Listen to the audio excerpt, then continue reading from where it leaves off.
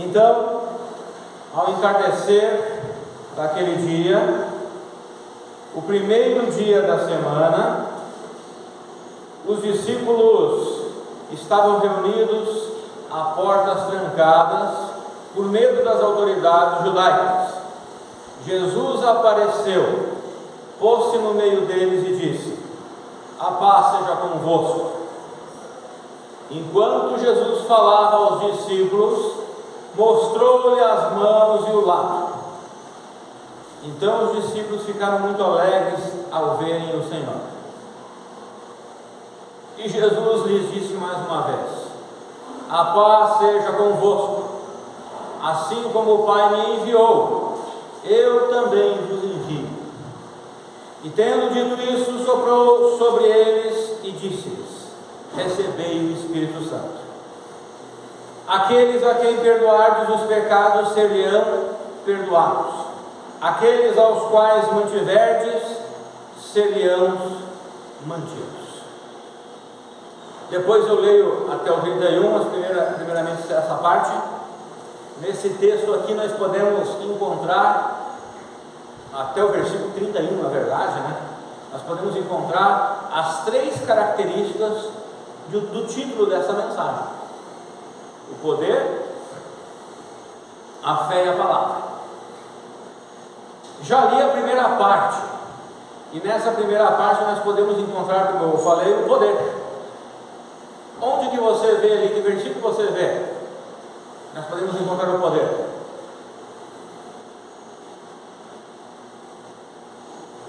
Cerrado nas portas. Não, aqui versículo 22. Receber o Espírito Santo. Nós temos aqui o poder. Do 24 até o 29, nós temos aqui a fé. A fé. E como que vocês lembram que fala de Tomé? Ou alguma tradução deve estar Dídimo, né? Lembra que Tomé, ele disse que ele precisava ver Jesus e ver as marcas de Jesus para crer. Então aqui nós temos a segunda parte do título, a fé. Faltou fé a Tomé. E a terceira parte, os versículos 30 e 31, que é a palavra de Deus. Ele fala no versículo 31: estes, entretanto, foram escritos para que vocês acreditem que Jesus é o Cristo, a palavra de Deus. Então essas características são importantes para a vida de qualquer filho de Deus. Jesus ressuscitou e logo apareceu aos seus discípulos, desejando-lhes paz e lhes dando o poder do Espírito Santo, provocando o desenvolvimento de sua fé através da vida de Tomé e confirmando sua palavra. É o que nós podemos enxergar em todo esse texto. Então, depois de dar aos discípulos essas três ferramentas, Jesus os envia para viverem a vida cristã exemplar nesse mundo. Nós temos ali no versículo, deixa eu ver aqui novamente, no versículo, deixa eu ver aqui, o versículo 21, disse-lhes, pois, Jesus outra vez: paz seja convosco, assim como o Pai me enviou, eu também vos envio.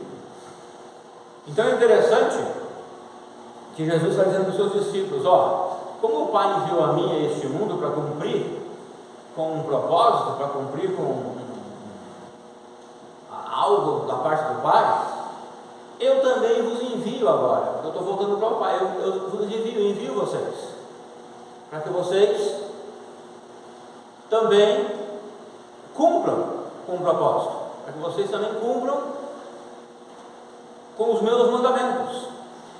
Mas eu dou para vocês o poder, que é o Espírito Santo, eu dou para vocês a fé, nós vimos aqui o exemplo de Tomé, e eu dou para vocês também a minha palavra. E geralmente nós, seres humanos, a nossa tendência não é de dar, a nossa tendência é de dar, a nossa tendência é de ser voluntário, a nossa tendência é de querer fazer. Não, a nossa tendência não é de querer servir, a nossa tendência normal é de querer receber. Não é essa a nossa tendência normal? Nós temos essa tendência, nossa natureza, de querer receber, de querer ser servido. É por isso que algumas denominações, usando desta fragilidade da natureza humana, então eles oferecem muita coisa. Eles não pedem como o Evangelho pede: sirva. O Evangelho ensina assim, agora você tem Cristo, agora você vai e sirva, agora você vai cumprir os meus mandamentos, agora você vai pregar o Evangelho e você vai edificar a igreja. Porque isso dá trabalho. A gente tem essa tendência porque a gente busca o conforto, a gente busca receber só bênçãos, coisas boas. A gente não procura ir tentar ser uma bênção aos outros. Mas Jesus Cristo está dizendo: vocês vão receber o poder, a palavra e a fé, e vocês vão servir, vocês vão a esse mundo pregar o Evangelho. Então, depois de dar aos discípulos essas três ferramentas, Jesus envia eles para viver a vida cristã exemplar nesse mundo, uma vida de testemunho no mundo em trevas, testemunhando que o Messias estava vivo, testemunhando uma vida santa no mundo profano, testemunhando do juízo e da salvação de Cristo. Nós precisamos testemunhar que o juízo de Deus irá a este mundo, mas que há salvação para aqueles que colocam fé nele. Vocês lembram da última mensagem? Maria Madalena foi ao sepulcro, João e Pedro foram ao sepulcro, e agora, depois, então, termina aquela mensagem com Maria, lá no sepulcro, e o João e Pedro voltando para onde eles estavam hospedados, e aqui estavam todos eles reunidos, passado algum tempo estavam todos eles reunidos em um certo lugar, e Jesus aparece a todos agora, a todos eles. Todo filho de Deus tem o necessário para ter sucesso nesse trabalho, nessa empreitada, e para não envergonhar o nome de Cristo, de não ter conseguido cumprir com sua missão. Todo filho de Deus tem condições disso. Deus dá a todo seu filho as condições necessárias para que a gente cumpra essa missão: o poder do Espírito Santo, a fé que vem de Deus e sua santa palavra. E a igreja odierna, a igreja de hoje, ela tem essas bênçãos disponíveis para viver uma vida santa e agradável a Deus, para viver de tal forma que testemunhe uma vida como Deus quer que os homens vivam, uma vida como deveria ser antes do pecado entrar nesse mundo, uma vida que será a norma no futuro do reino milenar, lá no reino de Cristo. Veja os versículos 19 a 23 novamente. Então, ao entardecer, naquele dia, o primeiro da semana, os discípulos estavam reunidos a portas trancadas por medo das autoridades judaicas. Jesus apareceu, pôs-se no meio deles e disse: a paz seja convosco.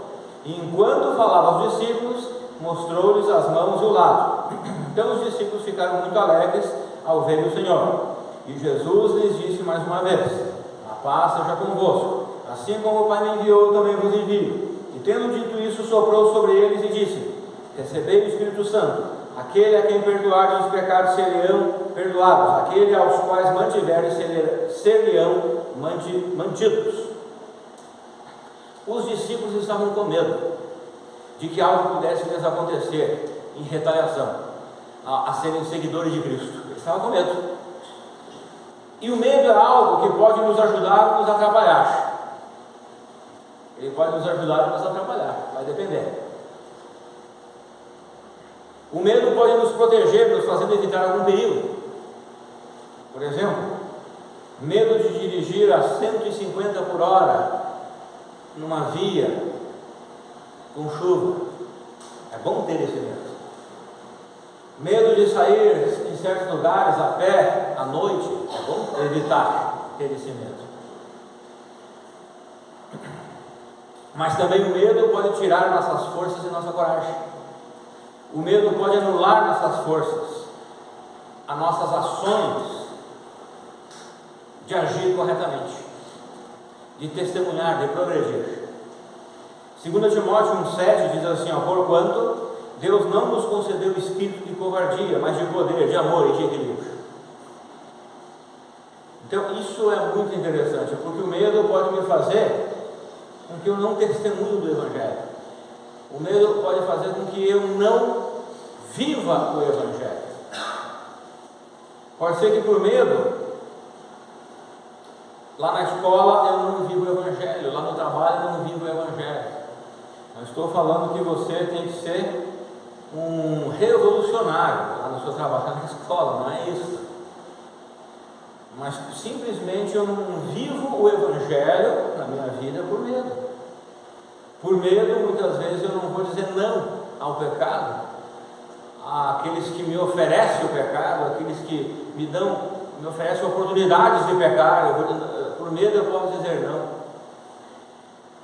Então o medo ele também pode nos atrapalhar, pode atrapalhar a nossa fé, a nossa vida com Cristo.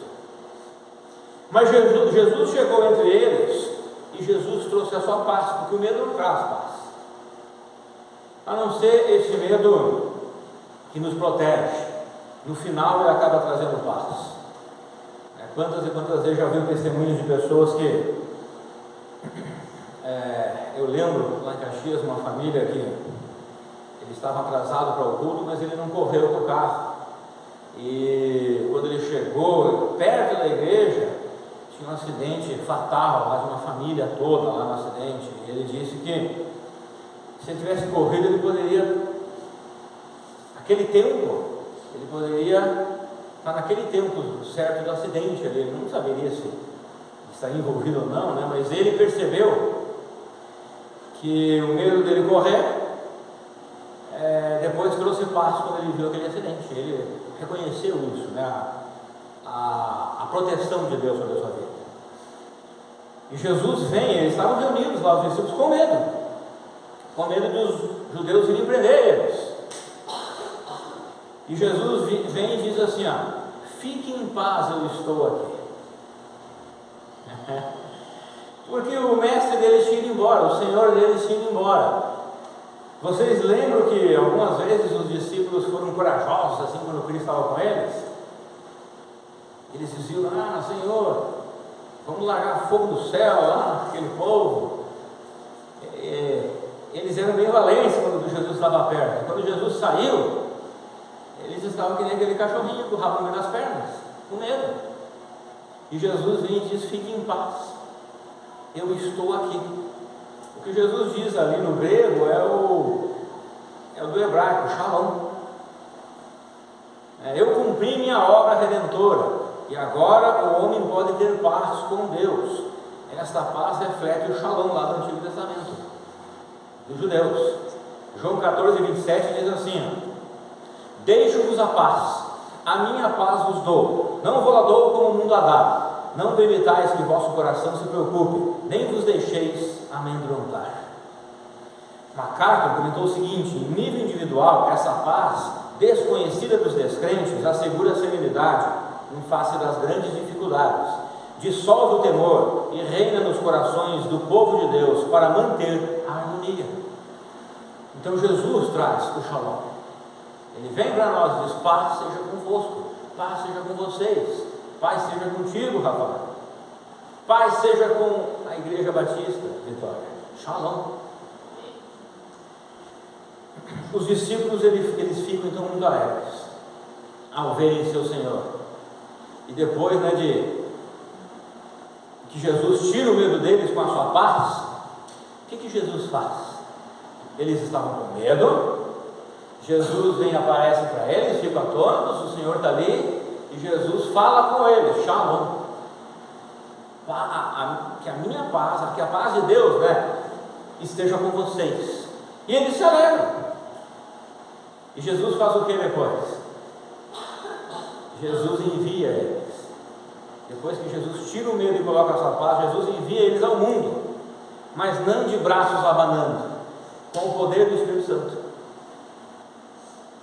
Então, não sei a sensação que eles pensariam lá, mas se eu fosse um dos discípulos, poxa vida, Jesus vem, eu estava aqui com medo, triste, aqui fechado junto com os outros, ele vem, aparece, e ele traz a sua paz, ele tira o meu medo, conforta o meu coração. Podia ser assim para sempre, mas não, agora ele faz tudo isso e ele me envia. Eu tenho que ir para o mundo, eu tenho que sair daqui, eu tenho que ir ao mundo e pregar o Evangelho, eu tenho que enfrentar as dificuldades do dia a dia. Eu preciso ir e pregar o Evangelho, inclusive aqueles que estão me perseguindo.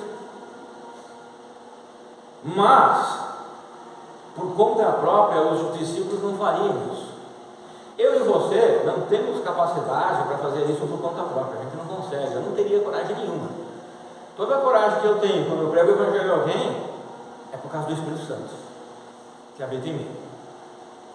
Toda a coragem que eu tenho de estar aqui num púlpito pregando, e a gente sabe como que estão as coisas por aí, é pelo poder do Espírito Santo.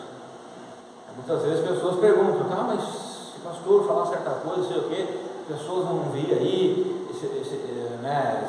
esse pessoal de filosofias diferentes, né, vão perseguir a igreja, vão perseguir o Senhor, a família, vão colocar na justiça, né?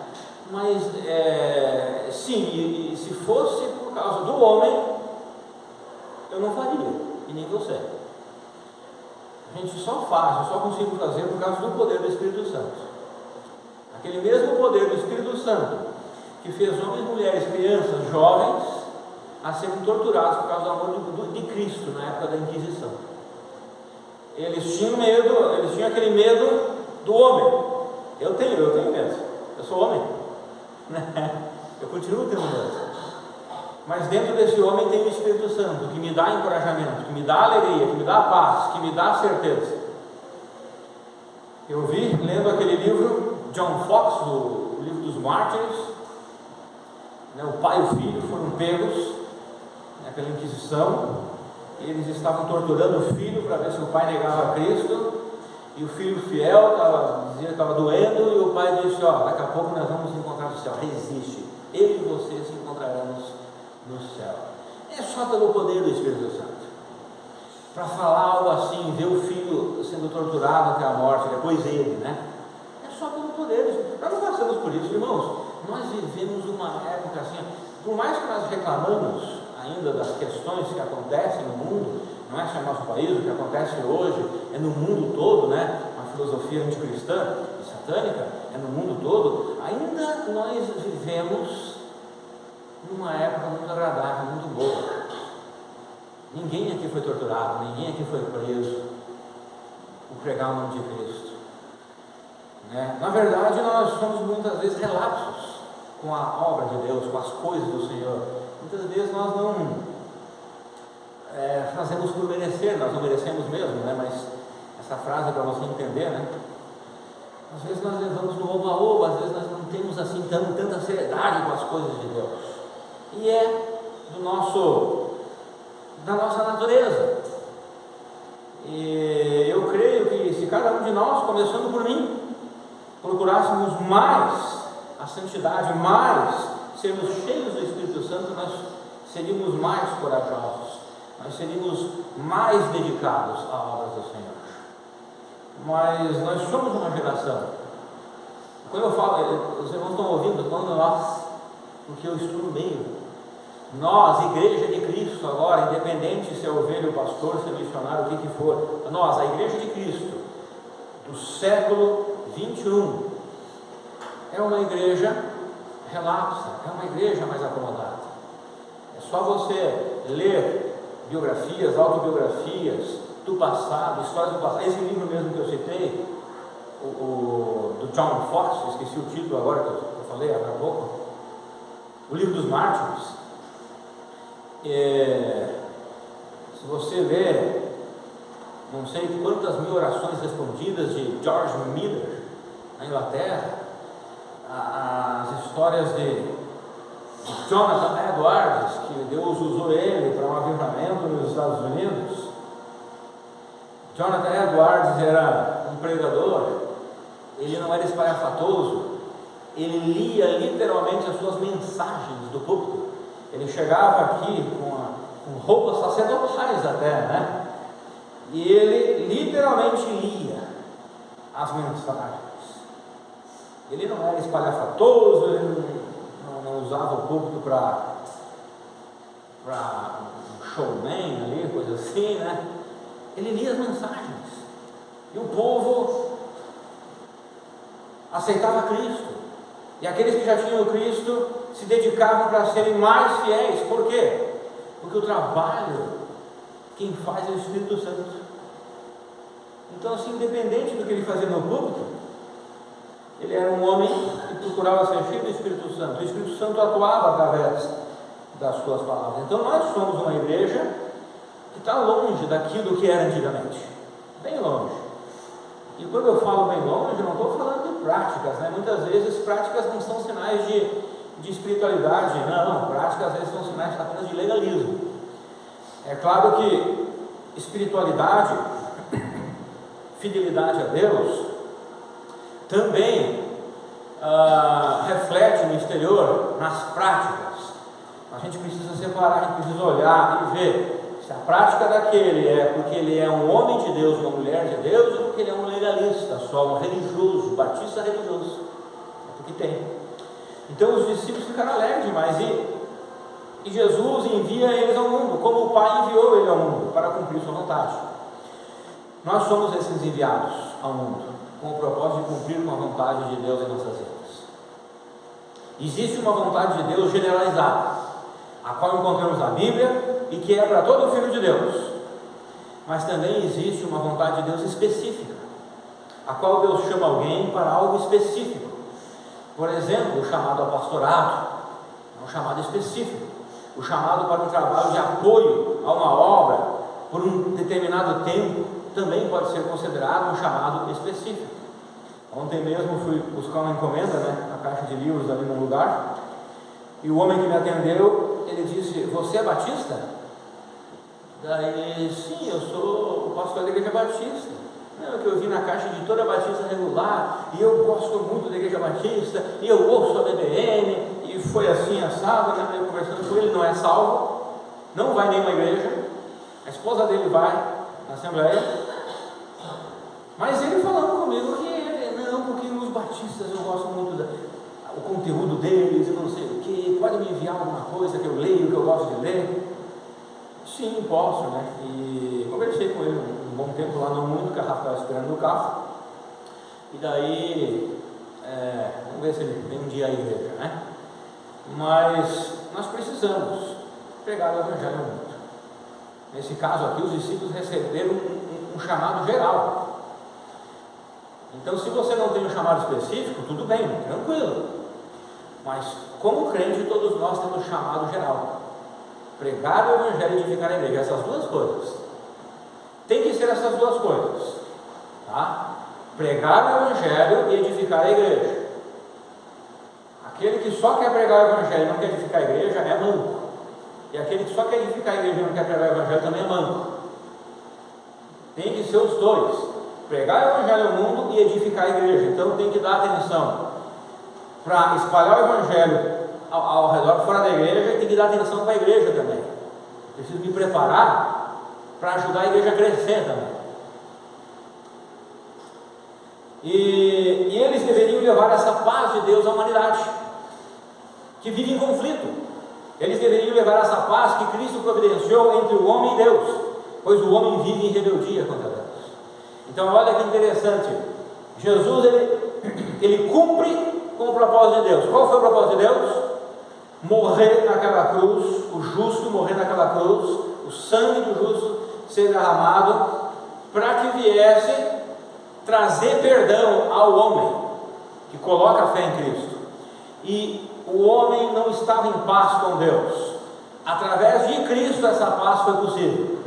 E Jesus ressuscita, e a primeira coisa que ele faz quando ele entra lá com os seus discípulos: paz seja convosco, shalom.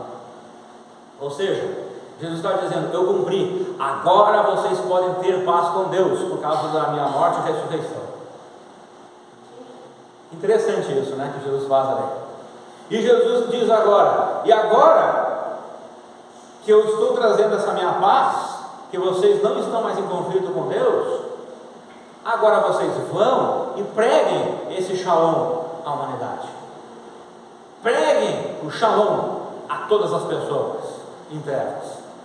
Ou seja, vocês devem ir e ensinar para as pessoas que elas estão em rebeldia contra Deus. Não precisa ser mal educado, você é rebelde. Não, a humanidade está em rebeldia contra Deus. Você vai falar: e por essa rebeldia o homem vai ser condenado eternamente, longe de Deus, no lago de fogo. Mas em Jesus nós podemos encontrar essa paz com Deus, nós podemos restabelecer essa paz com Deus, porque Jesus, ele morreu numa cruz para pagar a tua ofensa, e depois ele ressuscitou vencendo a morte, e você pode também ter a vida eterna. Então, através de Jesus, ele vem e Jesus trouxe a shalom, a paz. Eles deveriam levar essa paz de Deus à humanidade que vive em conflito. Isto é nítido após Jesus lhe conceder seu poder pelo Espírito Santo. No versículo 23, ele diz assim: aqueles a quem perdoardes os pecados ser-lhe-ão perdoados, aqueles aos quais mantiverdes ser-lhes-ão mantidos. Pastor, e esse versículo aqui quer dizer o quê? A igreja tem poder para perdoar pecados e para reter? Que negócio é esse? A igreja não tem autoridade para perdoar ou deixar de perdoar pecados. Deus é o único que pode fazer isso. É claro que nós temos que perdoar aqueles que nos ofendem, isso é outra história. E a igreja também. Ele está falando do pecado para a salvação. A igreja não tem esse poder. E nós devemos perceber que o contexto aqui não é de igreja. O contexto aqui é de evangelismo, é de pregar o evangelho à humanidade. No contexto de igreja, alguém que se recusa a perdoar está debaixo da disciplina eclesiástica, no contexto da igreja, tá? No caso da grande comissão de pregar o evangelho ao mundo, o crente não perdoa aquele que não coloca a fé em Cristo, porque o próprio Deus não perdoa. E o crente pode perdoar alguém porque Deus já o perdoou. Então, vocês entenderam a diferença aqui, para nós não criarmos nenhuma heresia? É desses textos que pessoas e igrejas criam heresias. Primeiramente, o texto não está no contexto de igreja. Aqui, então, tira a igreja fora. A igreja, quando alguém não perdoa, não quer perdoar, a outra pessoa está arrependida, a pessoa está sob disciplina, debaixo da disciplina da igreja. Não é esse o caso. O caso aqui é evangelização, o caso aqui é pregar o evangelho ao mundo, o caso aqui é anunciar o evangelho ao mundo, o caso aqui é salvação, é o perdão para a salvação. Então, quando uma pessoa não coloca a fé em Cristo, Deus não perdoa ela não recebe a salvação, Deus não perdoa. E automaticamente a igreja também age assim. Mas não porque a igreja tem esse poder, é porque o seu Deus faz assim. Mas quando uma pessoa coloca a fé em Deus, ele o perdoa e o salva. E a igreja também age assim, porque Deus já usou assim. Ouça o comentário aqui de uma carta. Este versículo não dá autoridade aos cristãos para perdoarem pecados. Jesus está dizendo que o crente pode ousadamente declarar a certeza do perdão concedido ao pecador pelo Pai por causa da obra de seu Filho, se esse pecador estiver arrependido e crendo no Evangelho. Então o que a igreja faz é apenas reconhecer. A igreja reconhece que aquele crente foi perdoado. A igreja reconhece o que Deus fez na vida dele. E a igreja reconhece também que aquele não foi, porque ele não é salvo ainda e não foi perdoado. Então, ou seja, nós os crentes que já possuímos o Evangelho, porque já possuímos a salvação, somos os agentes de Deus em pregar esse Evangelho da salvação ao mundo. E podemos dizer que Deus perdoou alguém que crê em Jesus e dizer que Deus não perdoou alguém que ainda não professa Cristo em sua vida, e que essa pessoa ainda está debaixo da condenação e do juízo de Deus. Por isso a igreja é a portadora da paz de Deus e deve levar essa paz ao mundo, ou seja, em Jesus o homem pode encontrar a paz com Deus, somente em Jesus, e a igreja é a portadora disso. A igreja, não eu sozinho. Não existe eu trabalhar independentemente da igreja. Se fosse assim, Jesus não teria, em Atos capítulo 2, instituído a igreja e derramado o seu Espírito Santo sobre a igreja. Se não fosse assim, o Novo Testamento não estaria cheio de promessas e bênçãos para a igreja, inclusive futura. Se Deus não quisesse assim, Ele não teria formado a igreja, ele teria salvo as pessoas e cada um faz do seu jeito na sua casa, não sei lá onde fosse. Então a igreja é portadora do Shalom de Deus, e isso é uma maravilha, porque nós temos um diamante, nós temos como se fosse uma barra de ouro, aí vamos colocar assim, nas mãos. Uma barra de ouro que é infinita, né? A gente dá aquela barra, já tem outra, assim, é algo precioso. É como aquela parábola que o homem, deixa eu ver se eu lembro da parábola. Lembra aquela parábola que ele compra um campo, lá no campo tem um tesouro escondido, que não tinha muito valor, ele vende algo maior, algo assim, né? A parábola. Nós somos esses, nós renunciamos a esse mundo, aos prazeres desse mundo, e adquirimos algo que para o mundo, isso não tem valor. Que valor tem esse Jesus que morreu na cruz? Ele ressuscitou, está no céu. Que valor tem vocês irem para a igreja, né? Todo domingo, se esforçar, se vestir, passar frio, passar calor, ir para a igreja? Eu estou aqui nos meus prazeres. Que valor tem isso? Nós soubemos o valor que tem, e nós receberemos esse valor. Nós já recebemos esse valor e ainda receberemos muito mais quando nos encontrarmos com o nosso Senhor. Nós temos a paz, nós temos a Shalom de Deus. Amém? Deus abençoe a sua vida. Vamos separar para